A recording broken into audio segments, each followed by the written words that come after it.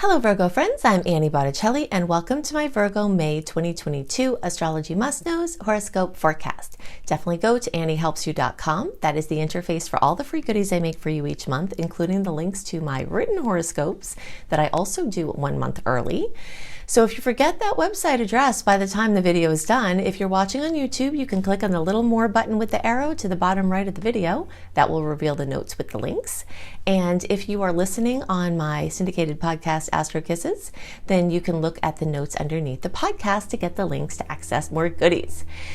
I am celebrating 100,000 subscribers on YouTube, so thank you so much for being not just a part of that, but being that. You give me the reason to do what I do, and I'm really, really grateful, and it's an honor to help assist you. This is for you if Virgo is your sun sign, your moon sign, your rising sign, or any other placement of Virgo that you have. If the deeper you go into your chart, the happier I am about it. And whatever we cover here will be part of your astrological picture.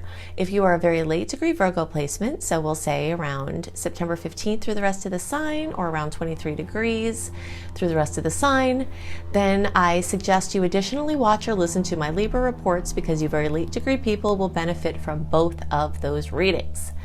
So what is in store for May 2022? I'll give you the quick rundown and then we'll go in deep to all of those pieces.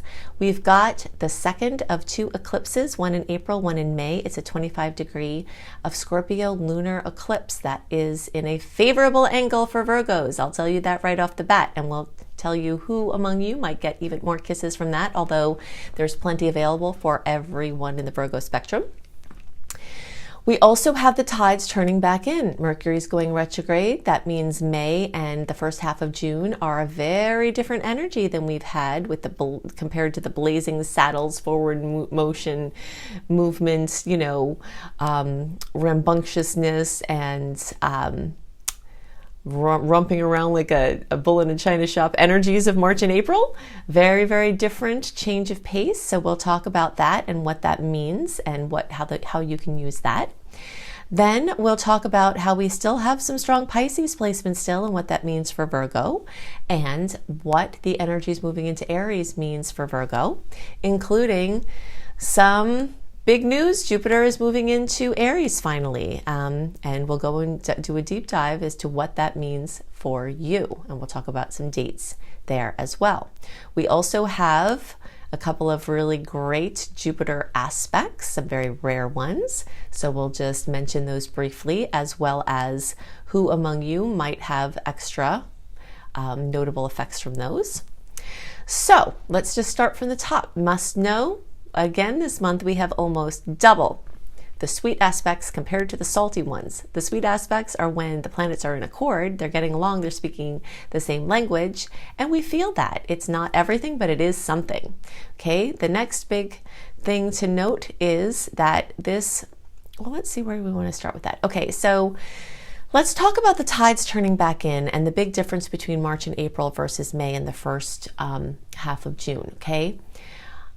When I talk about the tides, the astrological tides, a lot of times it's relating to the personal planets Mercury, Venus, and Mars, and they go retrograde, okay? So when they are moving direct, everything is pushing forward.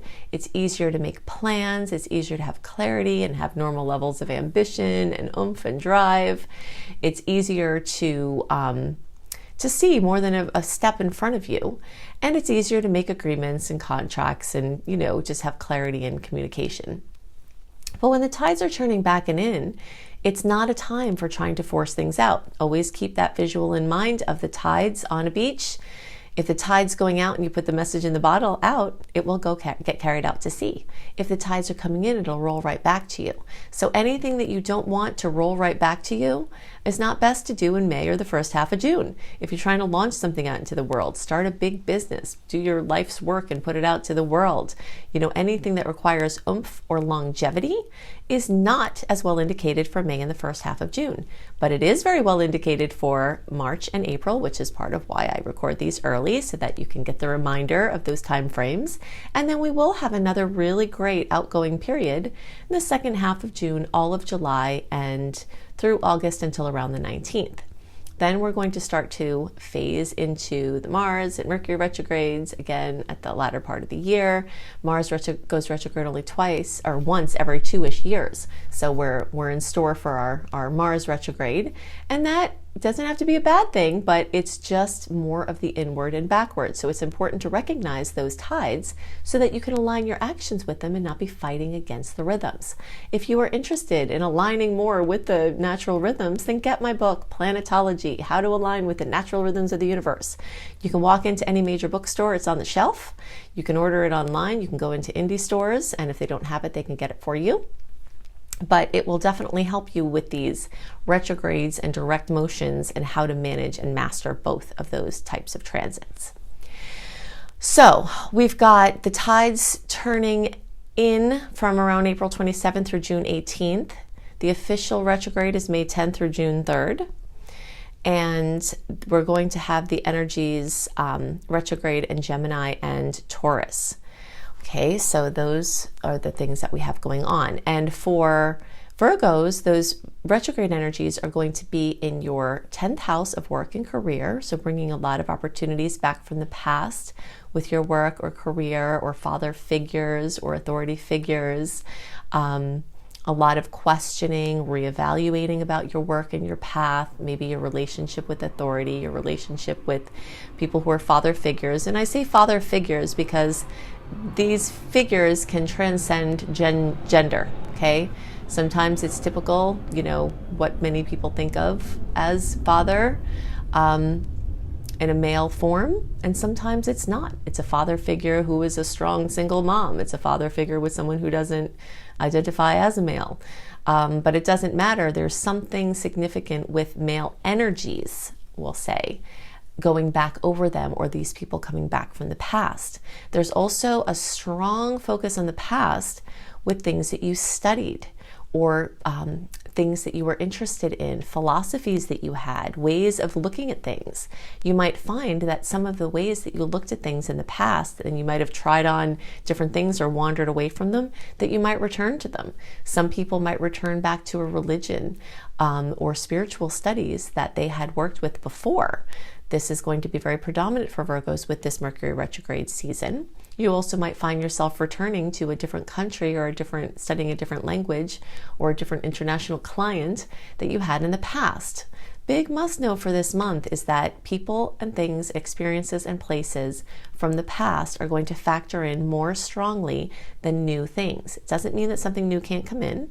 It just means that there's extra energy with things in the past. So if you've got to do something or get something done, or, need some help with something, going back to clients that you have already might work out better than trying to acquire new clients. Going back to a marketing, method that worked before might be more beneficial than trying to do something, completely different at this time. Although it does hold good energy for experimentation, you want to make sure that you only experiment with low stakes things if possible, so that this way, if the retrograde throws any confusion or doesn't make it long lasting, that you're covered there. Okay, so that last open window between June 19th and August 21st is going to be the last time you have for pushing out, launching. You'll have more clarity at that time. If you find in May and June things start to seem like they're dissolving out from under you, and that things that were set seem uncertain, then just bide your time, because it's very likely that as June progresses, more certainty will come. You'll be able to start to make your plans. You'll be able to see further than a foot ahead of you. Okay, so another big must know is that both the Pisces and Aries placements that are predominant this month are still activating your 8th and 7th houses, which are your partnership sectors. We've had an extended period of this because we've had a longer than usual sequence of Pisces personal planet movements. So this has been and will continue to be a time for you to solve your relationship problems, experiment with doing something different, go back to things that worked before, uncover and work with old patterns. Anything having to do with being raw and honest with yourself about your place in a pattern. it's always easy to get frustrated and look at what someone's doing, and maybe you have very clear reason to say, hey, look, what they're doing is wrong or bad. But it takes two people to make a dynamic, and we always have our part of the equation. And so this is a time where you've got a lot of great energy around really asking that question, like, how much of what's going on is something that you're continuing to allow, and how much can you change the pattern from just changing how you handle what's happening, so you change your world from the inside out. And questions about that, like psychology and those kind of raw. It's a very raw energy because it's featuring the house of Scorpio. And this is like just primal, like really, really just getting in there and just being honest, asking some deep questions and trying to not be afraid of what those answers are going to be. Okay, so in general, the Pisces energies are still opposing your sign. Oppositions are points of conflict or points of strife. Sometimes they're points of cooperation. Sometimes you've got to go through the conflict to get to the cooperation. Just imagine it as being as balls in the air, or trying to find balance with a seesaw. Okay, so that's exactly what the opposition is. It's 180 degrees. I don't know how many seesaws there are in parks these days. I rarely see them anymore, but when I was little, we always were on the seesaw, and we'd play a game. How many people of different sizes and weights and heights could we get to try to balance the seesaw, right? And so this is very much about balancing the seesaw. So maybe you'll go into superhero mode and you'll have everything going, which will feel really, really good. And maybe you have to push through some things in order to get to that superhero mode. But it's definitely going to be very much about me, we, so you and other people. And that is both from these personal planets in Pisces making these oppositions, and it's also from the Taurus and Scorpio eclipse cycle.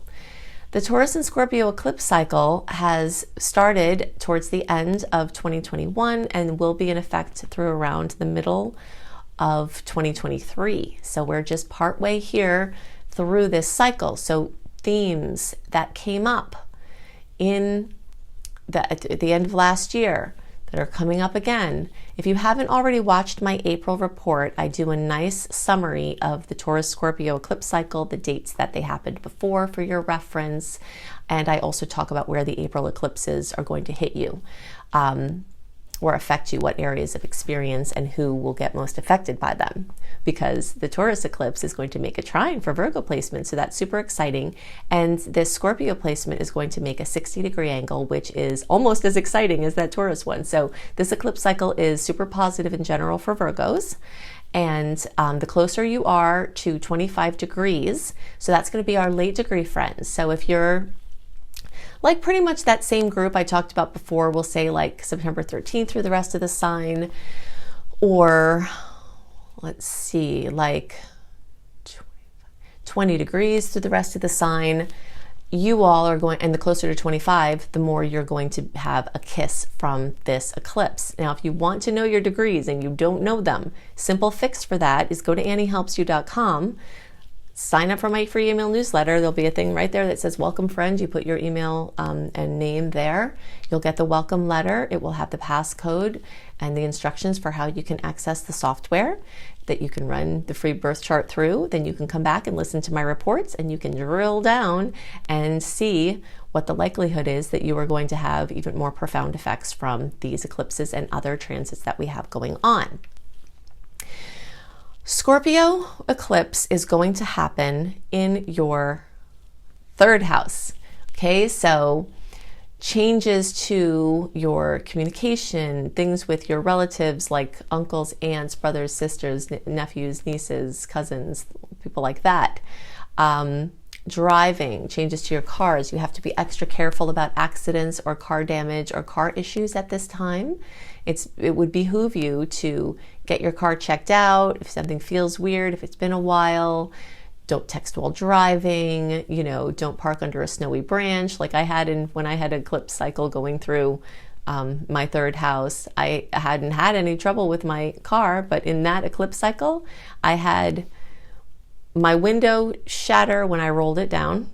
I had a snowy branch fall on my windshield, and then I had something else that went on. Somebody rear-ended me or something went on.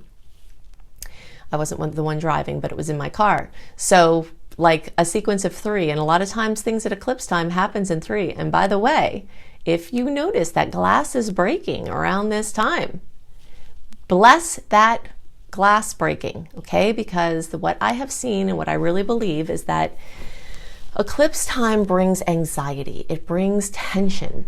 And the tension is in the air, it's in our field, and that tension can bring accidents or injuries or points of strife. And if glass breaks, it helps to clear the field. And I'll notice, it seems to happen every eclipse cycle, a glass will break and someone will be like, oh gosh, I'm so sorry I broke the glass. I'm like, nope, thank you, I'd rather that, not that we would do it purposely, but then we'll just wait for the other 2 and they inevitably seem to happen. So just kind of look out for that strange phenomenon and see if you notice it as well. And bless it, okay? And if someone breaks something, then instead of them being upset, you can say, oh no, I love you, thank you so much, you just saved me or helped me, right? So it's a cool way to reframe that. But in any case, yeah, we want to get that tension out of your field so that you can be more safe when you're being mobile, okay? And just take extra care. Don't text when you're walking, or, pay attention, basically, more than usual. And hopefully you can keep that as a permanent habit. So I suggest that all Virgos watch my Eclipses in Scorpio video, because that is going to affect everybody. So if you search on YouTube, Annie Botticelli, Eclipses in Scorpio, you'll find that video. It drills down deep, basically changes to relationship, changes to financial relationships, paying off of debt, inheritances, financial things where you need a loan, something going on with spousal or familial money, investments, those types of things. But I do go into more details in that video, and you're very likely going to see those effects. I also suggest that all Virgo placements watch my eclipses in Gemini or the 3rd house. Again, you can search for Annie Botticelli, Eclipses in Gemini in a YouTube search, or you can find Annie Botticelli, my YouTube homepage, and go to my eclipse playlist, scroll down, and you can find them all there. Now, so that's from the whole house perspective. All Virgos will have it in that space. Now, for those of you who are September born or 11 degrees to the rest of the sign, I also suggest you watch my eclipses in Taurus, because from the Placidus house perspective, with every day that you march into the birthdays of Virgo, the further you are into Virgo, the more likelihood that energy is going to show up in your 2nd house as well as those other places. This is an additive effect. This isn't an either or, okay? And that is the house of money and individual finances. This Scorpio energy is like your shared finances, and more of like the intangible sorts of assets and mysterious money, crypto types of, like what the heck is it even, right? Types of things. And most investments are like that. There's some basis of like, you really don't know what's going on there. There's so much emotional effect to those investments. Not a surprise, Scorpio is a highly emotional sign, and there is a relationship between psychology and, our general psychology and the effects on the market and all of these things. But the Taurus house is like your income, your self-sufficiency, your income streams, your budget, your savings, your things that are more clear-cut from a financial perspective. And especially you, September born and 11 degrees to the rest of the sign, you're likely going to see it there. So look for Eclipses in Taurus, Annie Botticelli, search for that on YouTube or my homepage, and you will be very well covered to understand the implications of this eclipse cycle. Okay, so now let's talk about, as these planets move into Aries, they are going to form an awkward angle for you. So you are going to feel pressure at this time to take action. It doesn't have to be a bad thing. It doesn't have to be something to be afraid of, but it's just something to know that there are things with your finances, with your investments. Maybe it's with your, estate planning or something that's kind of yucky that you don't want to deal with. Maybe it's your taxes, maybe it's debt management, maybe it's helping your credit score. It's like one of those annoying things where you're like, really don't want to deal with that, but you kind of have to. And if you do the work, you can get some really great outcomes. Okay, so there's some gold there waiting for you if you take the time to take care of those things. Okay, so along with these Aries placements, Jupiter is going to move into Aries. So this is a really big deal. Jupiter has a lot going on. We've got 2 aspects with Jupiter. So let's talk about the aspects. Let's talk about the degrees of those aspects, who is likely to be more affected by those. And then let's talk about the period of time that Jupiter will be in Aries, and then we'll go in deep into the kinds of things that you might see Jupiter expanding. And it is along the lines of some things we've talked about, because it is in the Scorpio realm, and we do have the eclipse in Scorpio, but you are also going to have a very long Jupiter transit in the 8th house. Okay, so there's a lot of that going on for you. Okay, so Jupiter and Neptune conjunction happening strongest through April 8th through April 12th, but we're still feeling it in May. So I wanted to mention it now. I did talk about this in the April report. Remember that those of you who are at 23 degrees, you're going to have an opposition for this placement, so you'll definitely feel it more strongly. Anyone from 18 degrees to the rest, we'll say 18 degrees through 28 degrees, the closer to 23 degrees, the more intense. So that's going to relate to like September 8th through 18th, and the closer to like September 13th, the more intensely you're going to feel that, for better or worse. It is a very rare transit. It's a very important transit. It can bring once in a lifetime events for you in your relationship sector, especially, also in your sector of intuition and breakthroughs from a spiritual perspective. So that's a very big deal. Then we have Jupiter and Pluto making a 60-degree angle. And that's a very favorable angle, and that is strongest May 1st through 5th, but we'll feel it April through June. It's so exciting and very important to be really focused on these nice outer planet connections, because over the last few years we've had an obscene amount of not good angles with these outer planets, which have been the mischief that we've been experiencing, that has been, the catalyst for our earthly experiences here. And so we really want to do them up when we see a sweet one here. That's why I've made separate videos on these topics. Okay, so you can search for Jupiter-Neptune conjunction Annie Botticelli. You can also search for Jupiter sextile Pluto Annie Botticelli, and you can go in deep to the potentials of those transits.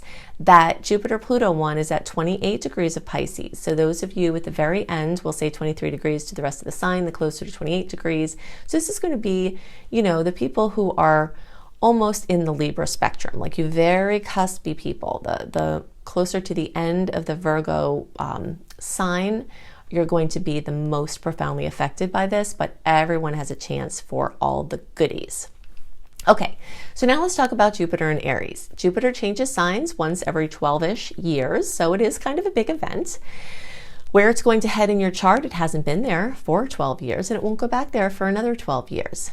This, because of the retrograde cycle, the way that it's occurring for Jupiter, we're actually going to have pretty much exactly a full year of Jupiter affecting Aries, and so that'll be from May of 2022 to May of 2023. We do have a dip back into Pisces the last couple of degrees, that will be at the end of the year, pretty much, November, December.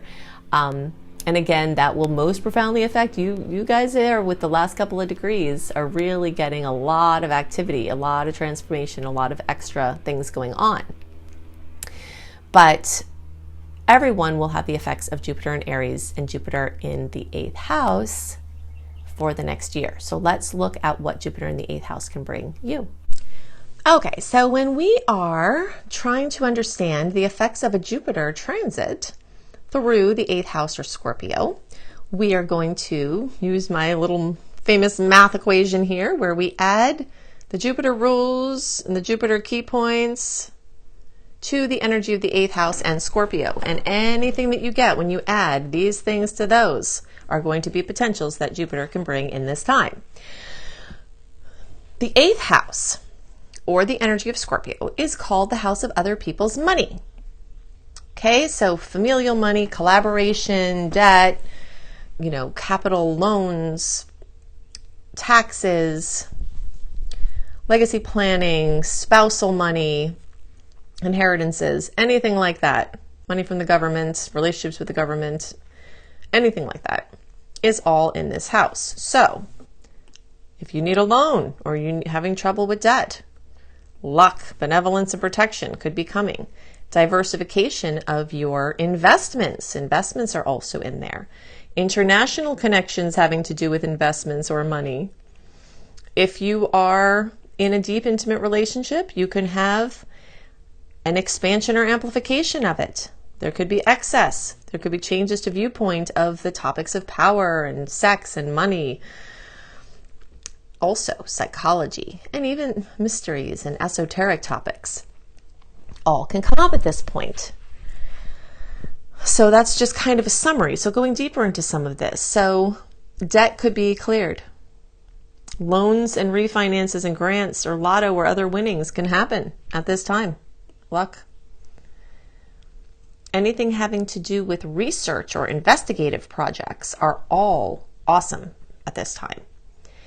You can have an amazing breakthrough or crazy experience from a parapsychological perspective, or like a big urge to study or go deeper into mysteries or occult studies. The 8th house is also one of the emotional houses, as it's a water sign. So profound emotional healing can happen. And the urge to merge will likely be strong. So if you're looking to find somebody to merge with from a romantic perspective or a business perspective, Jupiter can help.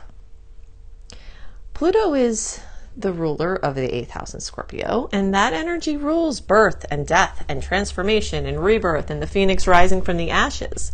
So topics related to death, including the afterlife, might become very relevant at this point. Also, connecting with those who have crossed over or beings from even different dimensions, if you are aware of those. And sometimes they might just come all of a sudden. So anything having to do with this plus this can happen at this point. So the key points, we want to go big. If you have goals in these areas, you really can reach them with Jupiter. If they're not manifesting now, plant as many seeds as possible for the life that you want to have. The topic of freedom is likely to come up in a lot of different ways, exploring that and looking for solutions. Solutions and resolutions are another area of Jupiter. Understanding that these weak links can show up. If you've been having excess with your sex arena, if you haven't been discerning and there are issues, if there's anything having to do with excess and power or not using power in the right way, either by you or someone else, Jupiter can expand that even further. And of course, always the most important thing is to understand the profound effects of changing our perspective on any of these things. So these are the types of things that are likely to come up, and any other things you can think of when you combine these elements. Okay, so I've given you lots to work with to help you make the most of the energies this month and to help you understand the energetic patterns at work and play. And if you'd like more resources, I've got all of these here. You can additionally go to the little more button, the little arrow underneath the bottom right of the video. Click on that, and all of the links that I'm giving you here will be clickable, right? So if you're looking for reading options, including a beautiful, very detailed 45-minute audio of your birth chart for $33 from my brilliant husband, you can find that at anniebclarity.com. You can go to anniehelpsyou.com, sign up for my free email newsletter. This is where you can access running a free birth chart. This is where you access my 28-day in-depth virtual coaching program called Shine for free. This is also where you'll find tons of blogs, and you get lots of other perks for being on my newsletter list. If you're looking for written horoscopes by me, always up a month early, you can go to cozybysweetstarlight.com. If you haven't seen this site, go to it. It is so beautiful. We've got, me and my team have lots of amazing astrology-inspired blogs and healthy living blogs. We've got hypnosis for all the signs. We've got healing frequencies for all the signs. I've got the written horoscopes that I write. We have yoga for all the signs. So it's just a very beautiful, comprehensive site.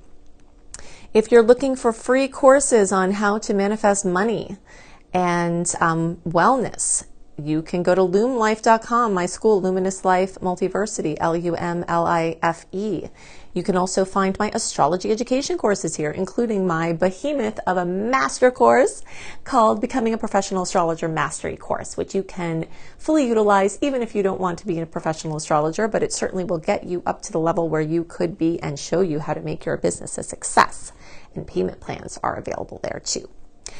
Now, I've also got 2 books out and more on the way. Planetology, How to Align with the Natural Rhythms of the Universe. You will find this on the bookshelves in all major booksellers, including all the Books A Million, all the Barnes & Nobles. It's right there on the shelf. Plus, you can get it on Amazon and through any independent bookseller. And you can find Radical Prayer on Amazon, and you can order it anywhere as well. So I hope you have a wonderful month, and I'll see you next month. Bye.